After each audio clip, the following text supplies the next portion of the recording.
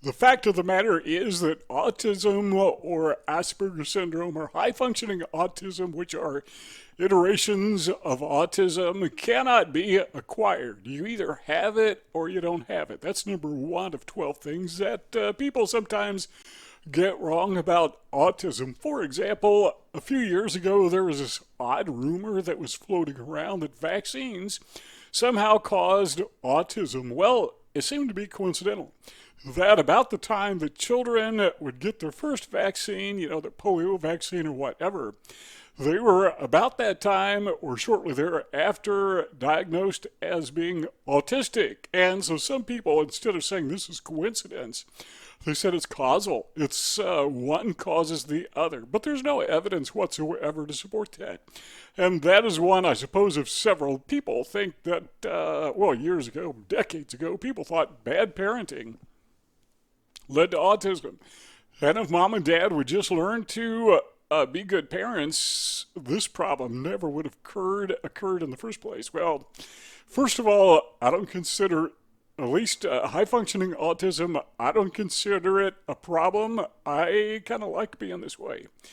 But one of the difficulties with that, if you go back those decades, families tended to be larger. I mean, it was not unusual to have 5, 10 children, siblings in one family.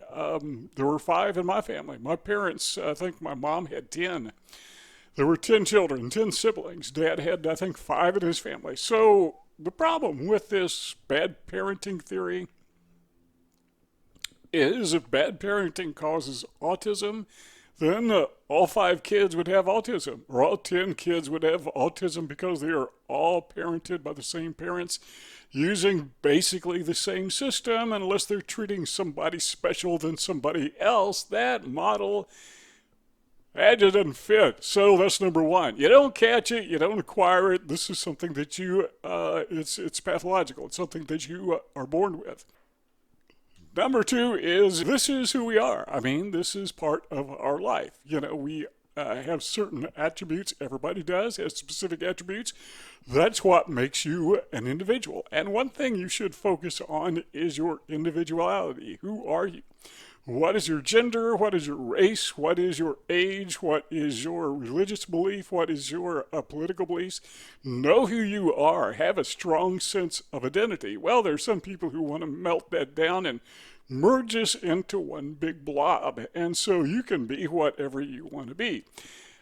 Just not true. That is something that people believe, and sorry, no. Number 3 is some people believe that girls can't get autism. I don't know where that came from.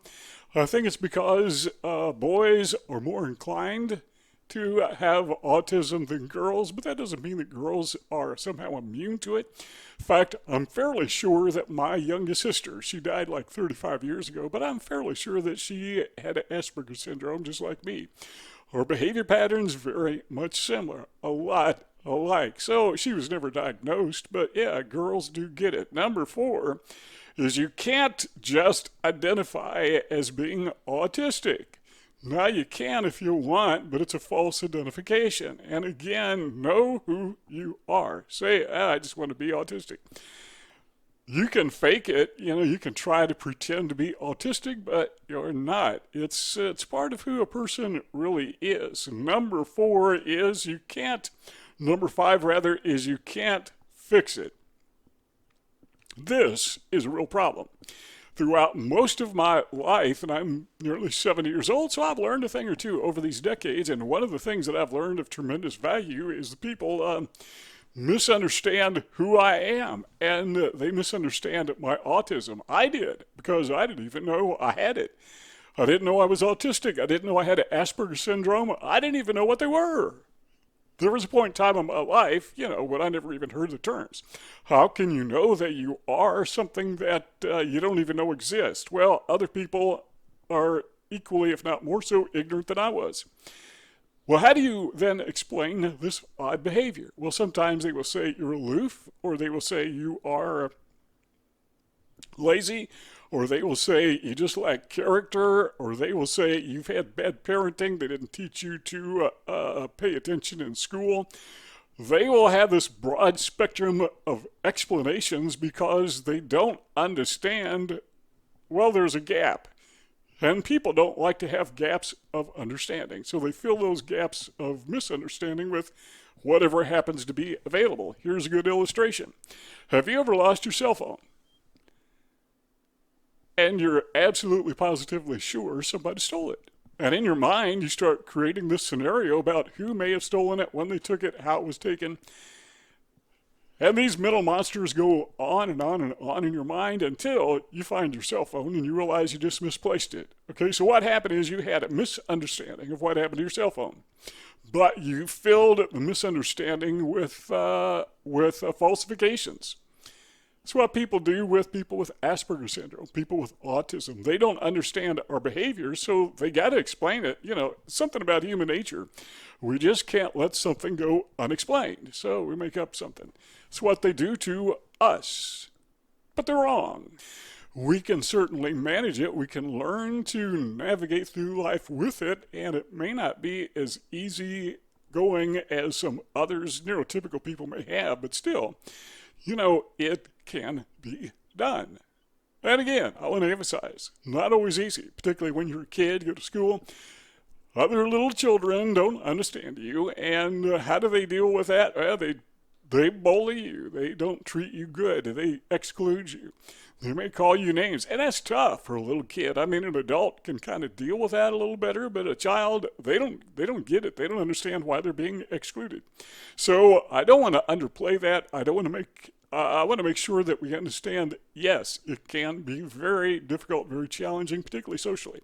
And when you get older, you find, I can't keep a job. I do my job well. I work. I show up on time. I understand my job. I'm loyal to the company, but I don't fit in socially. So, you know, I may keep a job a few months at the longest. Okay, so we do have those challenges, but what happens, we realize, is still it can be managed. Doesn't mean that it's perfect, but it can be managed. Number 6 is there seems to be this notion that autistics are all the same. If one person is autistic, they should have the same traits as other autistics. Where do we get that? Now, I don't know very many people who believe that, because most people are smart enough to understand that, say somebody has a cold. They have different symptoms. They may not all be identical, right? Okay, autism is not a virus, but we're not all the same. You know, some people have very strong attributes, and others have very weak attributes in the same thing. So, for example, people with autism tend to struggle, as we mentioned earlier, socially, but there are other people who are much better at that. There's people with autism, people with Asperger syndrome have difficulty making eye contact, but there are other people who, it's really no big deal. There are some people with autism who are not physically strong. I mean, they're uncoordinated. It's hard to even walk in a straight line. But there are other people with autism who are athletes. So, no, we're not all the same. Number 7 is there seems to be this notion that if you have autism, you really don't need therapy. I don't know many people who believe that, but some people do. And the thing about therapy is you need to make sure you get the right therapist. And that is somebody who specializes in autism, who specializes even in Asperger syndrome. So you want to go to somebody who knows what they're talking about, who knows what they are looking at, who can make a correct diagnosis. Because, you know, there are some therapists, you go into the therapist, and what is your problem? Say, well, my problem is I have autism, I think. And so the therapist starts looking for signs of autism, and guess what? We tend to find what we're looking for. That's not what you want. You want a therapist who is used to, who is accustomed to dealing with autism, so they recognize the signs that, yeah, this is genuine, or, yeah, probably not. So they know the difference. That is so very important. Now, why is therapy, why is a diagnosis so important? I've never met a person with Asperger syndrome who wasn't absolutely elated after he or she got his or her diagnosis, because it is so relieving, it is so liberating to know this is a genuine thing. This is me. Now I can explain it. I got a label I can put on it, And now, okay, I have a place on the shelf. I belong. I have a place at the table. Number 8 is some people say, it's just not autism. It's something else. Okay, we touched on this earlier, but, this was a particular problem when I was in school, is because other people would say that I was being lazy, or maybe I didn't like character, or maybe I need to be more social because I'm aloof. They misdiagnose it. They don't know that it's autism, so they call it something else. So that goes back to the illustration we used about losing your cell phone, and you got to fill that misunderstanding with something, and that's what people do. But that's a serious problem when you go to school, where it's always, always, always, always, always misunderstood and therefore misdiagnosed. And, the typical person, the educator, whatever, they simply not qualified to make those diagnoses. Number 9 is it's not an excuse. Now, a lot of times there are children in school who will misbehave because, they aren't parented very good. But we can go to the other extreme, right? We can say that autism is a product of bad parenting, and we all know that's wrong. But then when somebody really is lazy or really is hasn't been taught character, we can say, the kid's autistic. That's a misdiagnosis as well. Number 10 is there's something bad about being vulnerable. There is something about being vulnerable that makes us, makes us vulnerable. Makes us gullible. There's something about being vulnerable that people take advantage of us. But there's a flip side to that, and that is that vulnerability seems to be an expression of honesty. So we're just being honest. We're just facing the world as it really is, or as we see it. People take advantage of that. We're not the problem. They are. When people take advantage of vulnerable people are not to blame. The individuals, the crooks, the jerks, whoever are taking advantage of vulnerable people, of gullible people, they're the ones who should carry the burden of error. They're the ones that are wrong. So people think, being vulnerable is a bad thing. Well, it can have bad consequences, but it is not the bad thing. It's the other person who takes advantage of it that is bad. Number 11, people sometimes believe that people with Asperger syndrome, people with autism can't change. And the fact of the matter is, we really can't not be who we are. But we can make changes. We can make improvements in our lives. We can learn to cope better than we could if we didn't try. And, again, socializing tends to be the number one problem that is most commonly associated with autism and that we experience the most. But we can learn to navigate. And so, we can change. And so this goes both ways. There's some people that say we can change to the point where we can basically eradicate autism altogether. Not true. There are other people who say we cannot change. Once you are this way, you're never going to change. You're never going to improve. You're never going to be able to assimilate. No, that's not true either. So, there is wiggle room there for change. Number 12 is that we are destined for failure because, people with autism generally don't fit well in any social setting. It doesn't matter what it is. School, work, church, civic organizations, any place there are people. You go into a crowd, it's almost like they identify you the moment you walk in the door. Some of them do, But therefore, we are destined for failure. We can't possibly succeed because we just can't function socially with other people, or at least not as well. And because of that, we are rejected. We're not part of the team. In virtually every workplace, is a team. There is a culture in every workplace.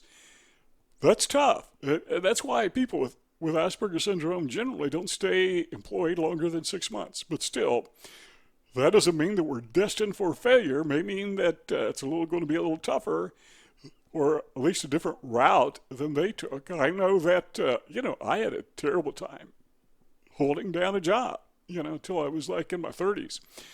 that was tough. You know, I had a family, had a little baby. Started out as a baby. She grew up, but had a baby to take care of, and all that fell on me. You know, it's hard for my wife to go to work, and I didn't want her to unless she wanted to, and she didn't want to when you're taking care of a baby.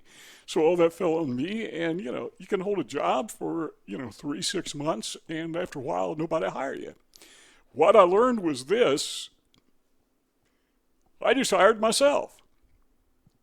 I started a business and it did fairly well. And for, I don't know, 20, 30 years, I had a marketing business. And the corporation, by the way, still exists. So, yeah, you're not destined for failure. You can look for ways around, and sometimes you can find that path. Sometimes you can tunnel through it. So you may not take the path that everyone else is taking, but you can still get to the destination, and failure is not necessarily the destination. Now, if the destination is success or just paying your bills is success, granted, it's probably going to be a little bit more difficult. Okay, a lot more difficult than neurotypical people have. But still, that doesn't mean you can't do it, that it's out of reach. Let's keep talking about this. If you want, just click on one of those 2 rectangles and our conversation will just go on. If not, thanks for stopping by, and talk to you all next time.